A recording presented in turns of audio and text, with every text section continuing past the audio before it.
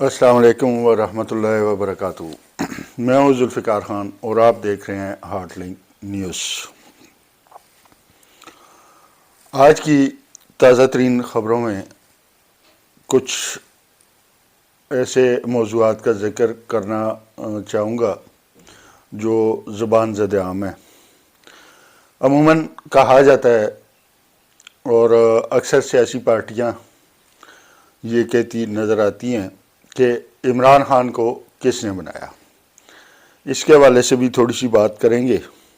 اس کے علاوہ احسن اقبال صاحب کا ایک بیان آیا ہے کہ ملک میں کوئی ایسا منصوبہ نہیں جس پہ عمران خان کا نام ہو۔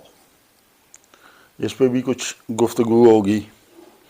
اسحاق ڈار صاحب کا بیان ہے اور اس کے علاوہ IMF کا پاکستان کا دورہ ہے، اس کے حوالے سے بات کرتے ہیں۔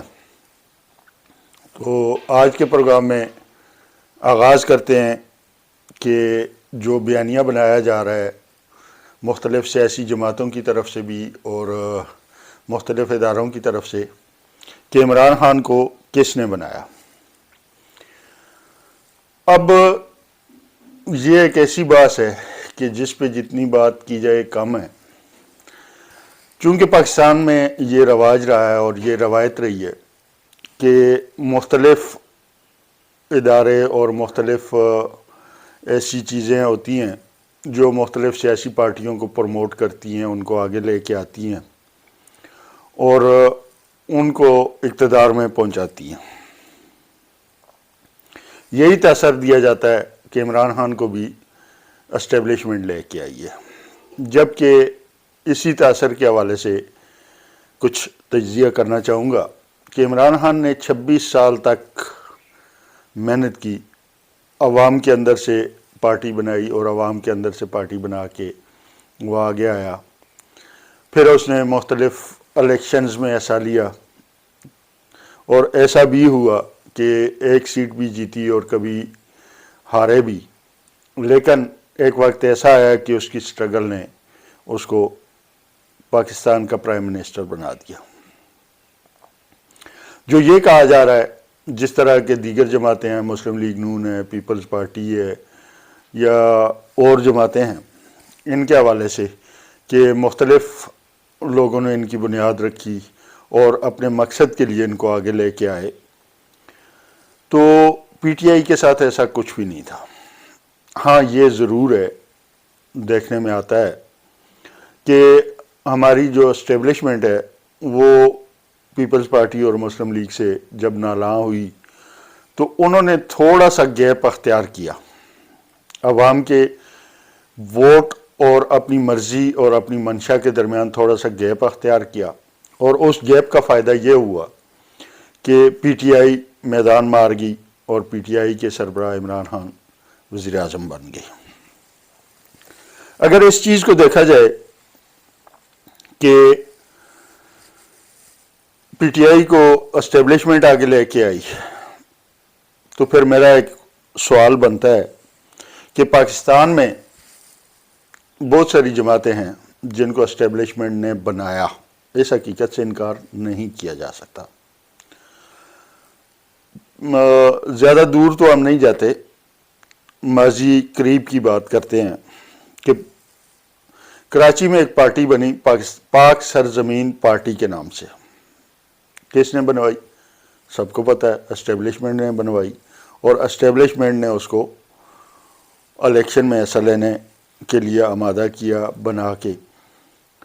اس کے بعد پھر 2022-23 میں آپ نے دیکھا کہ استحکام پاکستان پارٹی بنی، پھر PTI نظریاتی بنی جو پرویز خٹک نے بنائی۔ اب اگر اسٹیبلشمنٹ کی مرضی ہی چلتی تو جس طرح کہا جا رہا ہے کہ عمران خان کو اسٹیبلشمنٹ لے کے آگے آئی، تو کیا پھر جو ان کی اپنی بنائی ہوئی پارٹیاں تھیں، پاک سرزمین پارٹی ہوگی، استحکام پاکستان پارٹی ہو گئی یا PTI نظریاتی ہو گئی پرویز خٹک صاحب والی، تو پھر یہ اقتدار میں کیوں نہیں آئی؟ کیونکہ ان پارٹیوں کو بھی تو آخر اسٹیبلشمنٹ کی مکمل آشیرواد حاصل تھی۔ یہاں پہ یہ سوال قابل ذکر بنتا ہے کہ جن پارٹیوں کو بنایا ہی اسٹیبلشمنٹ نے، اور کہا یہ جاتا ہے کہ جو اسٹیبلشمنٹ پارٹی بناتی ہے یا جس پارٹی کے سر پہ اسٹیبلشمنٹ کا ہاتھ ہوتا ہے وہی پارٹی عنان حکومت سنبھالتی ہے۔ اس میں یہ ہے کہ اصل میں ہم لوگ، ہمارے سیاستدان 1990 کی دہائی میں ابھی تک جی رہے ہیں، دنیا کو وہ آگے جا رہی ہے اور ہم بھولے بسرے ماضی کے خوابوں میں اور ماضی کے حالات میں جی رہے ہیں۔ اصل میں یہ ہوا ہے کہ اب عوام کے اندر اتنا شعور آ چکا ہے کہ وہ ان چیزوں کو نہیں مانتے۔ جس چیز پہ عوام کا یہ رجحان بڑھتا جا رہا ہے کہ جس چیز پہ یا جس پارٹی پہ اسٹیبلشمنٹ کا ہاتھ ہے وہ کبھی عوام کی وفادار نہیں ہو سکتی، نہ وہ عوام کے لیے کام کر سکتی ہے۔ عوامی شعور اس حد تک اجاگر ہو چکا ہے کہ وہ ہر اس کام کے مخالف جاتے ہیں جس میں انہیں ذرا بھی شائبہ ہوتا ہے کہ یہ ان کے خلاف ایک محاذ قائم کیا جا رہا ہے۔ اس محاذ کو عوامی شعور نے شکست دی اور عمران خان اقتدار میں آیا۔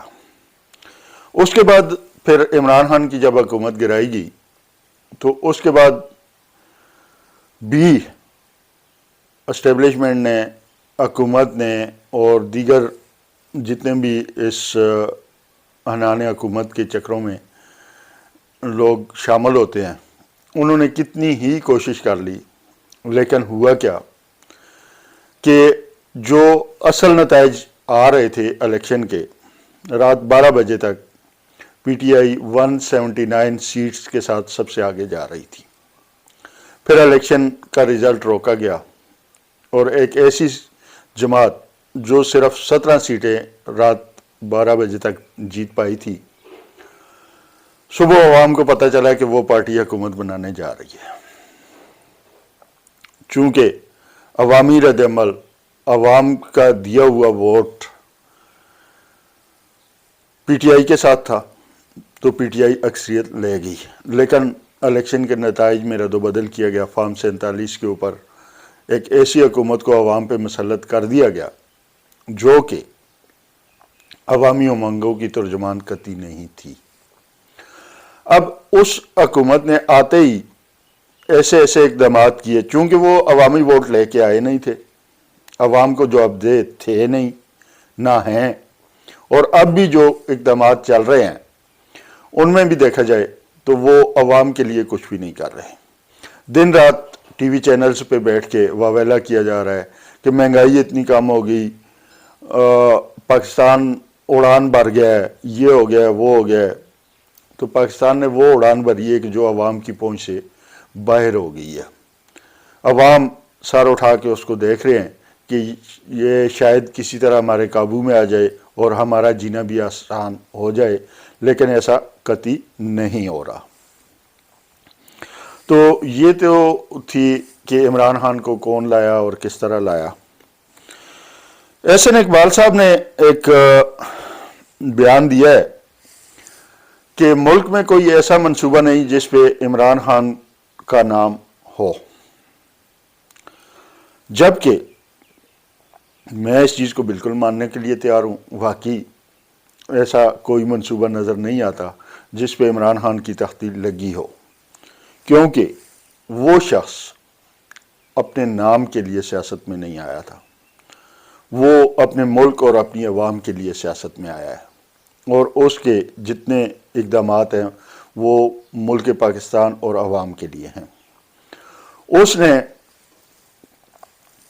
کسی منصوبوں پہ اپنے نام کی تختی نہیں لگائی۔ اس نے جو اپنے نجی خیراتی ادارے بھی قائم کیے، ان پہ بھی اس نے اپنا نام کہیں پہ بھی نہیں لکھا، جو کہ جن پہ اس کا حق بنتا تھا۔ اس کے لیے اس نے ایفرٹ کی، چندہ جمع کیا پوری دنیا سے، پوری دنیا میں گھوم کے ایک ڈالر اور ایک روپیہ اکٹھا کر کے وہ منصوبے بنائے، جس طرح نمل یونیورسٹی ہے، شوکت خانم ہے یا القادر ٹرسٹ ہے۔ تو ان پہ بھی اس نے اپنا نام نہیں لکھا. کیوں؟ کہ وہ جانتا ہے کہ میں نے عوام کے لیے کام کرنا ہے. تو پھر کجا کہ سرکاری منصوبے جو عوام کے ٹیکس سے بنتے ہیں ان پہ وہ اپنا تھوبڑا فٹ کر دیتا، تو پھر کہا جاتا کہ عمران خان نے یہ کام کیے ہیں. وہ شخص اپنے نام اپنی تصویر کے لیے سیاست میں آیا ہی نہیں، نہ اس کا نظریہ تھا. اب دیکھیں کہ جو کچھ ہو رہا ہے، کہ دیکھا جائے تو ابھی ریڑھیوں پر،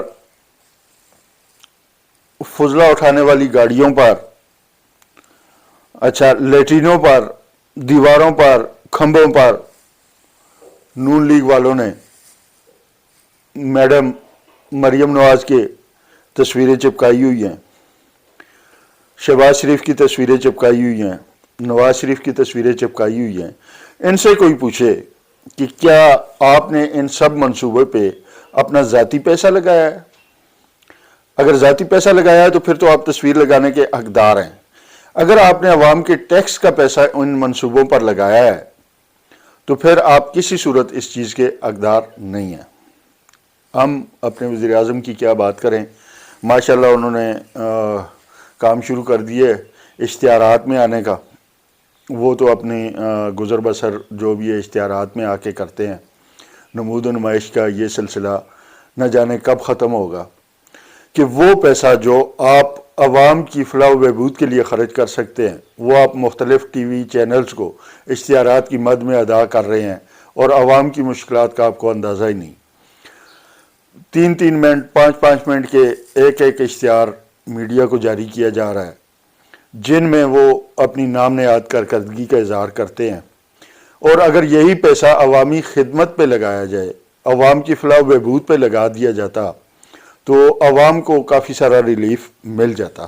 لیکن ان کا مقصد صرف اپنے تھوبڑے دکھانا ہے، عوام سے ان کا تعلق ہی کوئی نہیں. بات وہی آ جاتی ہے کہ ایک نجی محفل میں بیٹھے ہوئے ایک نون لیگی رہنما نے مجھے باتوں میں یہ کہا تھا کہ ہم کون سا ووٹ لے کے آئے یا ہمیں کون سا ووٹ دیا گیا کہ ہم اس عوام کو جوابدہ ہوں گے.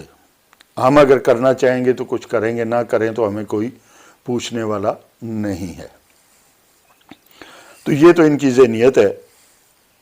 اسحاق ڈار صاحب نے ایک ہومیوپیتھک قسم کا بیان دیا ہے جو ڈونلڈ ٹرمپ نے غزہ کی پٹی کے حوالے سے بیان دیا تھا اس پہ. اور ان کا کہنا یہ ہے کہ ان کا یہ کہنا ہے، ڈونلڈ ٹرمپ کا نام انہوں نے نہیں لیا اور نہ ہم لے سکتے ہیں بحیثیت پاکستانی، خاص طور پہ اقتدار میں رہنے والی جماعتیں جو ہیں. ہر ایک کی جرات نہیں ہوتی کہ وہ ڈونلڈ ٹرمپ یا امریکہ کو ڈائریکٹ مخاطب کر سکے، کیونکہ ہم جتنی بھی ہماری معیشت ہے ہم IMF کے قرضوں پہ چلتے ہیں، ہم ورلڈ بینک کے قرضوں پہ چلتے ہیں، اور یہ سب تقریباً امریکہ کی مرہون منت ہی ہمیں ملتا ہے. تو ہم کیسے ان کو ناراض کر سکتے ہیں کہ ہم ان کا نام لیں؟ تو ہمارے نائب وزیر اعظم اور وزیر خارجہ اسحاق ڈار صاحب نے جو بیان دیا ہے کہ نیتن یاہو کا یہ بیان قابل مذمت ہے کہ سعودی عرب میں فلسطینیوں کے لیے ایک بستی بسائی جائے. اب ہمارے اندر وہ جرت ہے ہی نہیں کہ ہم ڈونلڈ ٹرمپ کا نام لے سکیں. یہاں بیٹھ کے ٹی وی چینلز پہ بھی اور مختلف نجی محفلوں میں تو بڑی بڑھ کے ماری جاتی ہیں کہ ہم نے ڈونلڈ ٹرمپ کو یہ جواب دینا ہے، ہم نے وہ جواب دینا ہے، ہم نے ایسے کرنا ہے، ہم نے ویسے کرنا ہے. لیکن ہماری یہ جرت نہیں ہوتی کہ آفیشلی ہم اس کا نام لے کر بیان جاری کر سکیں. نیتن یاہو نے یہ قطعی نہیں کہا، یہ کہنے والا ڈونلڈ ٹرمپ تھا، اور ڈونلڈ ٹرمپ کی مذمت کرنے کی کسی میں ہمت نہیں ہے. اب آتے ہیں کہ IMF کا مشن پاکستان آیا ہوا ہے اپنی پالیسی کی ریویو کے لیے، اور وہ مختلف امور کا جائزہ لینے کے لیے آیا ہے جو اگلی ہمیں قسط ملنی ہے IMF کی طرف سے، اس کے حوالے سے. تو اس میں ان کا جو مشن ہے، ایک تو گورننس کا جائزہ لے گا دوسرا لیگل سسٹم کا جائزہ لے گا، انسانی حقوق کے حوالے سے، کرپشن کے حوالے سے، معیشت اور معاشی اقدام کے حوالے سے اس نے جائزہ لینا ہے، اور اگر ہم ان جائزوں میں پاس ہو جاتے ہیں تو پھر وہ ہمیں اگلی قسط جاری کریں گے۔